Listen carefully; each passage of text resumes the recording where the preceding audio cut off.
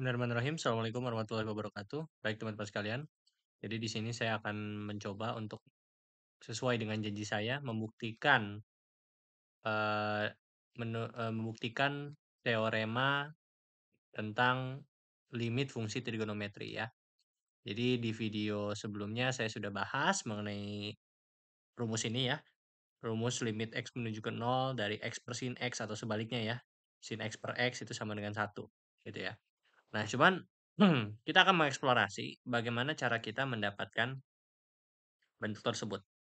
Jadi kita akan mengeksplorasi bagaimana sih cara kita mendapatkan bentuk tersebut gitu ya. Nah, sekarang perhatikan gambar di samping ini.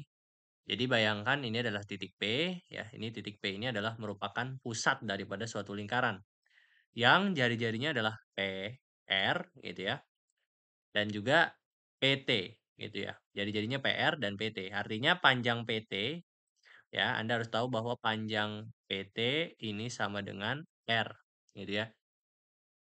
Karena dia membentuk lingkaran ya. Kalau kita lihat ini dia set gitu ya, membentuk suatu lingkaran. Seperti itu, ya. Maka ini adalah lingkarannya nih yang berwarna biru ini. Ini adalah lingkarannya, ini adalah jari-jarinya gitu ya, jarak dari pusat ke lingkaran tersebut gitu ya. Nah, jarak dari pusat ke lingkaran itu namanya jari-jari. Nah, PT itu adalah jarak dari pusat ke lingkaran tersebut. Maka panjangnya R. PR itu juga sama. Ruas garis PR itu juga sama. Itu besarnya adalah R. PT juga R gitu. Nah, oke. Nah, kemudian perhatikan sudut TPR ya. TPR itu adalah lancip ya kalau kita lihat secara geometris dan dia nilainya adalah sama dengan X ya. Anggap dia sama dengan X dalam bentuk radian ya. Nah, misalkan garis singgung di T, misalkan ini titik T. Titik T ini kan merupakan titik yang terletak pada lingkaran, gitu ya. Nah, garis singgungnya adalah garis ini, yang ditunjukkan oleh garis ini, gitu ya. Yang ditunjukkan oleh garis ini. Karena kalau garis kan dia ini kan titik, kemudian kalau dibikin garis ini diperpanjang gitu ya sampai tahingga gitu. Dan ini merupakan bagian dari garis singgung di titik T ini, gitu. Nah, dia memotong garis PR di S ya. Nah, mungkin Anda bayangannya ini kan PR nih. Ini kan garisnya nih. Kenapa dia bisa memotong gitu di S di sini. Orang dia nggak memotong kan garisnya cuman ini. Nah, itu konsepsi yang salah. Kalau garis itu seperti namanya garis, dia itu sampai tahingga. Kalau dalam matematika, geometri, dia itu sampai tahingga. Kalau misalkan PR itu cuman namanya ruas garis. Kalau yang Anda maksud tadi itu namanya ruas garis. Jadi hanya bagian daripada garis. Maka PR ini adalah ruas garis. Tapi kalau garis PR artinya bisa dipanjangkan sampai tahingga. Nah, berarti ini dari R ke S ini adalah termasuk daripada garis PR. Nah, kalau kita lihat kalau titik T ini kita panjangkan ke sini set gitu kan ya. Kalau garis T ini titik singgung T ini saya panjangkan set seperti itu. Dia akan seperti ini. Nah, sedangkan kalau garis PR saya perpanjang jadinya kayak gini set. Dah, panjang sih jadinya set gitu. Nah, kalau kita lihat ya garis PR ini kalau diperpanjang dia nabrak penabrakannya atau pemotongannya terjadi ya, perpotongan antara garis PR dengan garis singgung di T itu terjadi di S. Nah, makanya inilah yang disebut dengan titik S. Titik S adalah perpotongan garis PR dan PT. Seperti itu. PR dan garis singgung di T gitu ya. Nah, misalkan eh oke kita dapat S ya seperti ini ya. Saya kira dapat gambarannya saya hapus ini ya. Nah, kemudian, eee, Q adalah proyeksi R pada PT, ya. Jadi titik Q ini adalah proyeksi titik R ini pada si garis PT. Proyeksi Anda bisa bayangkan seperti kalau misalkan saya berdiri di R, saya berdiri di titik R, kemudian ada sinar matahari dari atas arah jam 12 di atas benar-benar tepat di atas saya, memancar saya, kemudian saya berada di tempat tinggi di R, titik R. Kemudian ya, PT ini garis PT ini adalah permukaannya, permukaan bumi. Kalau misalkan ada garis cahaya, ada cahaya matahari tepat di atas saya dan saya berada di titik R, maka bayangan saya akan jatuh di titik Q. Terbayang ya? Di titik Q, gitu ya. Nah, kalau misalkan orang melihat saya, dari sudut pandang dia tuh melihatnya bukan ke arah bener-bener tempat saya berada, tapi melihat ke bayangan saya, maka orang itu dia melihat saya itu di titik Q, bukan di titik R. Kenapa? Karena dia melihatnya pada permukaan PT, gitu, pada permukaan bumi. Dalam hal ini adalah PT, diwakili oleh PT. Maka orang itu akan melihat posisi saya seakan-akan, padahal bayangan saya tuh yang terlihat, seakan-akan tuh di Q, padahal posisi saya sebenarnya adalah di R. Nah, itu yang dinamakan dengan proyeksi. Jadi kita memproyeksikan suatu titik kepada suatu bidang ataupun garis gitu. Itu namanya proyeksi gitu. Mengandai-andaikan bagaimana kalau misalkan titik tersebut berada pada suatu bidang, pada suatu garis, mengandai-andaikan. Sama seperti tadi saya kalau saya sebenarnya di R, kemudian bayangan saya menunjukkan saya di Q, dan orang itu berada di dan ada orang gitu ya di permukaan bumi, dalam hal ini diwakili oleh permukaan PT, garis PT, gitu ya. Nah, kalau dia melihatnya bayangan saya doang, maka dia akan melihat posisi saya di Q, gitu. Seakan-akan, ya. Jadi seakan-akan di Q. Seperti itu. Oke? Jelas ya? Itu Anda harus tahu dulu konsepnya gitu ya. Dan itu key gitu ya pada garis PT. Oke. Nah, maka berdasarkan gambar ya dapat ditentukan bahwa luasan daripada PQR luas oke, cara membacanya gini. Luas juring PTR tidak akan akan lebih besar daripada luas PQR, tetapi tidak lebih besar daripada luas PTS ya. Maksudnya gimana? Kita akan analisis. Nah, ini memang pernyataan yang pertama ini kita harus analisis dulu, ya. Pertama, saya harus mengingatkan teman-teman sekalian mengenai konsep mencari luas segitiga dalam trigonometri, gitu ya. Jadi kalau misalkan, luas segitiga yang dasar siku-siku misalkan seperti ini, ya. Misalkan seperti ini, ya mungkin saya gambar ulang ya. Nah, misalkan seperti ini, gitu ya. Ini segitiga siku-siku. Cara mencari luasnya kan Anda tahu pasti ya. Ini alas, ini tingginya, maka luasnya adalah setengah kali alas kali tingginya. Betul ya? Bagaimana kalau segitiga sembarang? Oke, mungkin seperti ini ya. Nah, bagaimana kalau luas segitiga sembarang? Gitu ya. Jadi ini sudutnya alfa, kemudian ini sudutnya beta, kemudian ini sudutnya katakanlah epsilon gitu ya. Misalkan ini panjangnya A, ini panjangnya B, kemudian panjangnya C, maka luas segitiga ini adalah setengah dikali misalkan kita ambil sisinya adalah A dan B. Berarti A kali B, nah dikalikan dengan sudut yang mengapitnya, yaitu alfa gitu. Berarti pakai sinus alfa. Bisa juga dinyatakan sebagai setengah, kita pakai sudutnya B sama C ya. B kali C dikali sinusnya, sinus yang mengapit eh, sudutnya itu adalah antara B sama C, yaitu epsilon. Berarti setengah BC sin epsilon. Gitu. Bisa juga setengah A sama C sekarang. A sama C ya, sudut diantaranya adalah beta. Berarti sin beta gitu. Yaitu sekedar sekedar mengingatkan gitu ya. Review ulang untuk mencari luas dengan menggunakan trigonometri untuk segitiga sembarang. Ya. Nah, maka dari sini kita lihat ya. Sekarang kita tentukan luas PQR. Kenapa bisa dapat setengah R kuadrat cos X sin X ya? Ini mungkin Anda bertanya-tanya. Jadi yang pertama kita cari dulu luas segitiga PQR gitu ya. Nah, dari kita lihat setengah luas segitiga PQR, PQR gitu ya. Nah, sebelum kita ke perhitungan saya jelaskan dulu ya. Kenapa hubungan ini bisa didapatkan luas PQR, luas juring PTR itu tidak lebih dari luas PQR dan tidak lebih besar, sorry. Maksud saya luas juring PTR itu kenapa pasti melebihi luas PQR, tetapi tidak melebihi luas PTS, gitu. Karena kalau kita lihat luas PQR itu apa sih? Luas PQR itu adalah luas segitiga ini, ya. Luas PQR itu luas segitiga ini. Sedangkan luas juring PTR itu adalah kalau PTR kan kalau kita lihat PTR berarti kan yang ini nih, set gitu ya kalau Anda lihat. Berarti kan luas juring PTR itu adalah luas segitiga PQR ditambah dengan daerah ini nih, daerah QRT. Jadi pasti lebih besar karena luasnya itu ada, luasnya itu adalah luas segitiga PQR ditambah dengan suatu luasan lagi, gitu. Jadi pasti akan lebih luas, akan lebih besar luasannya. Tetapi tidak mungkin dia lebih besar daripada segitiga PTS. Segitiga PTS itu yang mana sih?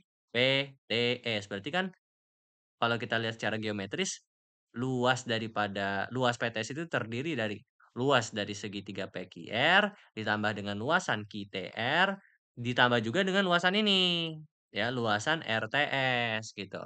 Jadi, luas PTS sebetulnya adalah luas juring PTR ditambah dengan luasan RST atau RTS, gitu ya. Jadi pasti akan secara geometri tidak akan melebihi. Tapi, dia pasti lebih besar daripada luas segitiga PQR. Tapi tidak mungkin melebihi luas daripada segitiga PTS. Untuk luas juring PTR ya, oke? Anda ngerti ya? Itulah secara geometrisnya bisa dipahami seperti itu, tuh, ya. Kemudian sekarang kita lanjutkan. Luas segitiga PQR. Luas segitiga PQR gimana caranya? Kita pakai berarti rumus yang ini ya. Tapi bagaimana caranya? Ya, kita tahu bahwa Eee, luas segitiga PQR kan berarti seperti ini, PQR tuh segitiganya seperti itu. Nah, ini panjang QR tuh susah loh untuk kita menentukannya, ya. Jadi ini sebetulnya adalah ini kan sebetulnya segitiga siku-siku, gitu kan ya. Tapi syarat kita untuk mendapatkan luas segitiga siku-siku tuh apa? Kita punya alasnya, punya tingginya. Nah, untuk mendapatkan tingginya ini, panjang QR-nya ini susah. Maka kita harus menggunakan trigono gitu, trigonometri gitu. Jadi ini luas segitiga siku-siku, ini segitiga siku-siku. Tapi untuk menentukannya dengan menggunakan rumus, eee, ini yang L sama dengan setengah AT, itu informasinya kita tidak dapatkan. Maka kita pakai trigonometri aja. Kita tahu ini sudutnya X, ini kita tahu ini besarnya R, berarti kita cari besarnya ini berapa? Besarnya PQ ya, PQ. Karena kan kita mau nyari segitiga PQR. Berapa panjang PQ gitu ya. Kalau kita lihat panjang PQ ya. Kalau kita lihat panjang PQ ya. Jadi kalau kita lihat sini set set saya gambar segitiga seperti ini ya. Ini sudutnya X, ini panjang P, ini Q dan ini R. PR ini adalah panjangnya R. Nah, maka PQ ini panjangnya berapa? PQ ini kan sebetulnya kalau kita pakai definisi cos gitu ya. Cos X itu apa sih? Cos X itu adalah panjang PQ ya, PQ per sisi miringnya berapa? R. Berarti PQ ini adalah R dikali cos X. Dapat ya? Jadi PQ sama dengan cos X. Berarti ini adalah R cos X gitu ya. Dapat ya? Oke. Oke. Nah, maka dari situ ya, kita bisa mencari dong luasnya berapa. Berarti luasnya adalah ya R setengah dikali sudut sudut yang mau kita ambil adalah sudut X gitu ya. Nah, kita lihat sisi yang mengapit sudut X adalah R cosinus X dikalikan dengan R dikalikan dengan sinus X gitu kan ya. Berarti luasan PQR ini sama dengan setengah R kuadrat cosinus X sin X. Dapat ya? Dapat, gitu ya. Ngerti ya? Itu untuk luasan PQR. Berarti dari situ. Kemudian yang kedua, luas juring PTR, luas PTR. Kalau luas juring, berarti dia, harus menggunakan rumus juring ya. Rumus juring itu adalah pi r kuadrat, luasan daripada lingkaran tersebut, dikalikan dengan prosentase sudutnya yang dibentuk dengan sudut satu lingkaran penuh, gitu, ya. Ya, jadi saya ingatkan ya bahwa itu seperti itu ya, saya anggap Anda sudah mengerti. Berarti luas PTR ini berapa nilainya? Berarti X ya, X itu sudutnya X per 2pi dikalikan dengan pi r kuadrat gitu kan ya. Berarti dari sini kita dapatkan setengah X dikali R kuadrat gitu ya. Setengah X kali R kuadrat gitu kan ya. Pi-nya kan bisa dicoret gitu. Karena sudutnya kita nggak tahu ya berarti anggap aja X per 2 pi kali pi R kuadrat. Oke. Yang ketiga, luas daripada PTS. Luas daripada PTS gimana cara kitanya mencarinya? Nah, sekali lagi kita pakai trigonometrik ya. Kita PTS ya. Nah, kalau pada segitiga PTS ini, sepertinya kita bisa pakai rumus luas sama dengan setengah alas kali tinggi. Kenapa? Karena kalau misalkan Anda lihat ya, ini P, ini T, ini S. PT itu kan jari-jari ya. Jadi ini R pasti, R. Nah, ST ini ya besarnya bisa kita cari dengan menggunakan apa? Perbandingan apa? Kira-kira perbandingan apa? Yang kita lihat ya, informasi yang kita tahu itu adalah panjang PT dan sudut X, dan kita mau nyari panjang ST. Berarti kita pakai apa? Pakai tangen. Karena perbandingan tangen itu kan depan per samping. Sampingnya tahu R, ya, sampingnya tahu. Yang mau dicari ST. Berarti tan X ini sama dengan ST per R gitu. Berarti ST sama dengan R tangen X gitu. Ya. Berarti luasan PTS ini sama dengan ya alas kali tinggi. Berarti R tangen X setengah dikali R tangen X dikali R. Alasnya R, alasnya R, tingginya adalah R tangen X. Berarti luas PTS ini sama dengan setengah R kuadrat tangen X. Gitu. Ya. Dapat ya akhirnya ya. Dapat hubungan setengah R kuadrat cos X sin X lebih besar daripada setengah X kali R kuadrat lebih besar daripada setengah R kuadrat tangen X. Seperti itu. Nah, maka dari sini kita limitkan, kita lakukan eliminasi-eliminasi, setengahnya di sini pada baris yang kedua, setengah R kuadratnya bisa hilang, bersisa cos X sin X, X di antara cos X sin X dan tangen X. Nah, kemudian dibagi kedua ruasnya lagi dengan sin X, berarti cos X dibagi dengan X per sin X, cos X lebih besar, cos X lebih kecil daripada X per sin X, lebih besar, lebih kecil daripada per cos X gitu ya. Oke? Ya, dapat hubungan seperti ini. Nah, kemudian pada tahap yang ini ya, karena kita mau mencari nilai limit daripada X per sin X, maka kita limitkan aja nih. Maka ini kita limitkan semuanya, limit X-nya menuju 0, ini sama limit X menuju ke 0, dan ini juga limit X menuju ke 0, ya. Maka kita lihat limit X menuju 0, cos 0 adalah 1, ya. 1, X per sin X, ini yang mau kita cari, dan ini 1 per cos 0 adalah 1, berarti 1 per 1, 1. Maka dapat hubungan 1, ini limit ya, limit X menuju 0 dari X per sin X. Nah, maka kita lihat ternyata limit X menuju ke 0 dari X per sin X itu letaknya di antara 1 sampai 1. Nah, berarti kan antara 1 sama 1, berarti nilai apa yang memenuhi kalau kita ambil X-nya itu ya, X per sin X, kita ambil nilai X per sin X-nya itu berapa yang bisa memenuhi hubungan persamaan ini, gitu.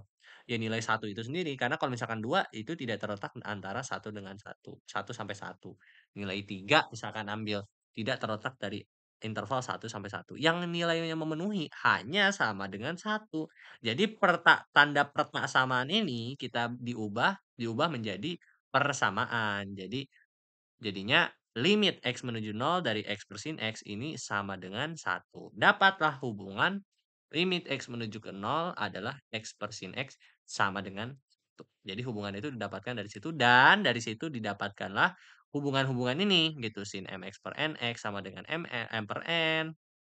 sin mx per nx sama dengan m per n, dan berbagai identitas-identitas lainnya. Nah, untuk video pendalaman mengenai mengenai limit fungsi trigonometri dan penggunaannya dalam berbagai soal, Anda bisa cek video saya yang lain. Terima kasih sudah menonton, semoga ini bisa menarik perhatian teman-teman untuk bisa lebih belajar dalam mempelajari matematika, semoga bisa paham. Billahi taufik wal hidayah. Assalamualaikum warahmatullahi wabarakatuh.